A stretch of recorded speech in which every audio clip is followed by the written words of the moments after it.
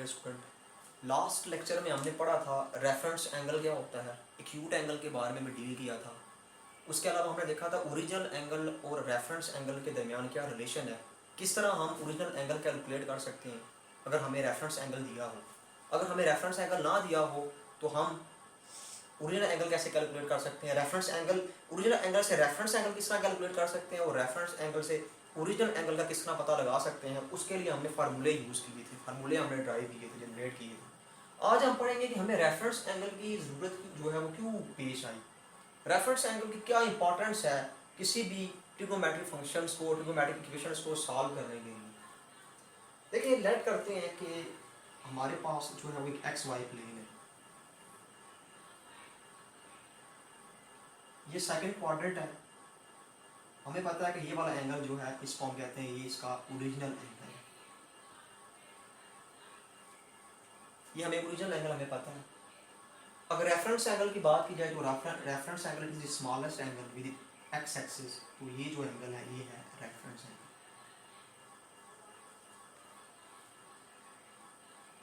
Importance इसकी ये है, अगर हमें ओरिजिनल एंगल पता चल जाए या हमें अगर रेफरेंस एंगल पता चल जाए, अगर हमें रेफरेंस एंगल पता चल जाए तो उनकी न्यूमेरिकल वैल्यू जो है, किसी भी रेफरेंस एंगल की जो न्यूमेरिकल वैल्यू जो है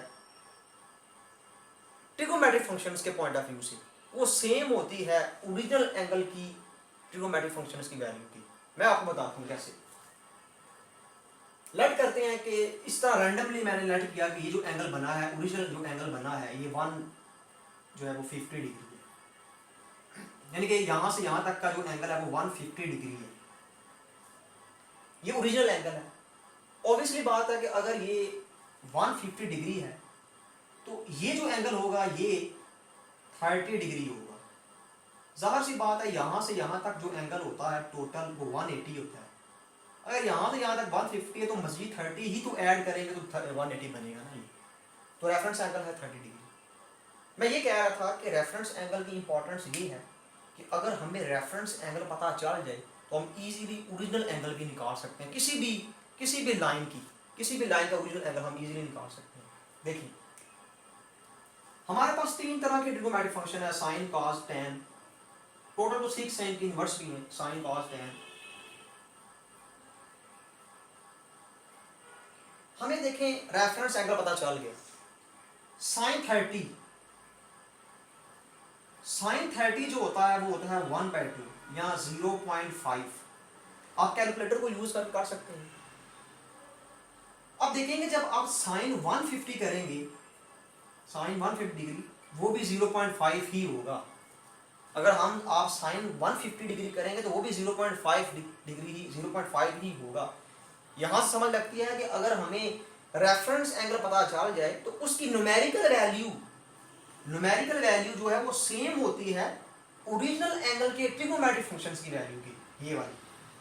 इसी तरह देखिए अगर मैं cos के केस में बात करूं, cos 30 की बात करूं मैं, cos 30 जो है वो होता है 0.886, इस तरह 100 आना भी चलता है।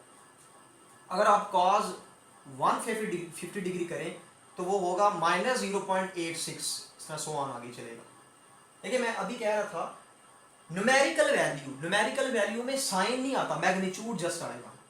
कि अगर आपको रेफरेंस एंगल पता चल जाए तो रेफरेंस एंगल की जो न्यूमेरिकल वैल्यू होगी वो सेम होगी ओरिजिनल एंगल की न्यूमेरिकल वैल्यू के। ये ओरिजिनल एंगल 150 डिग्री था, इसकी न्यूमेरिकल वैल्यू और रेफरेंस एंगल की न्यूमेरिकल वैल्यू सेम है। साइन डिफरेंट हो सकते हैं, जैसा इस केस में तो साइन में भी कोई चेंज नहीं थी। इसी तरह आप टैन को भी चेक कर सकते हैं, टैन का भी आप देख सकते हैं, टैन केस में भी हमें जो है वैल्यूज न्यूमेरिकल वैल्यूज सेम मिलेंगी।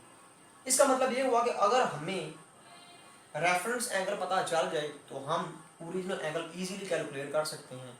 क्यों? क्योंकि रेफरेंस एंगल किसी भी ट्रिग्नोमेट्रिक फंक्शंस की रेफरेंस एंगल की वैल्यू और ओरिजिनल एंगल की वैल्यू जो है वो सेम होती है। अब रेफरेंस एंगल को हम किस तरह यूज करते हैं, एक्सरसाइज को स्टार्ट करने से पहले मैं आपको थोड़ा सा रैंडमली बताता चलूं।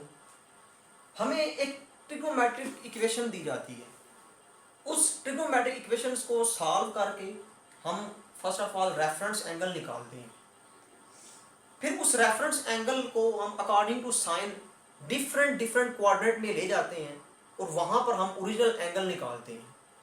जो हम ओरिजिनल एंगल निकालते हैं उससे जो हमें सॉल्यूशंस मिलता है उसको हम प्रिंसिपल सॉल्यूशन कहते हैं। उसके बाद क्या करते हैं, हम उस प्रिंसिपल सॉल्यूशंस में उस ट्रिग्नोमेट्रिक फंक्शंस का पीरियड्स ऐड करते हैं, फिर इसको हम कहते हैं ये जनरल सॉल्यूशन है। मैं आपको यहां पर बताता हूं।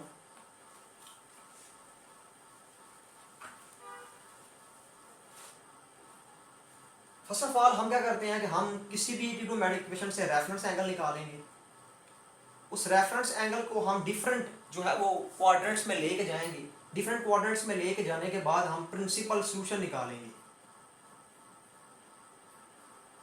प्रिंसिपल सॉल्यूशंस निकालने के बाद हम उनमें जो फंक्शंस होगा उसके अकॉर्डिंग हम पीरियड्स ऐड करेंगे, उसको फिर हम कहेंगे ये हमारा जनरल सॉल्यूशन है।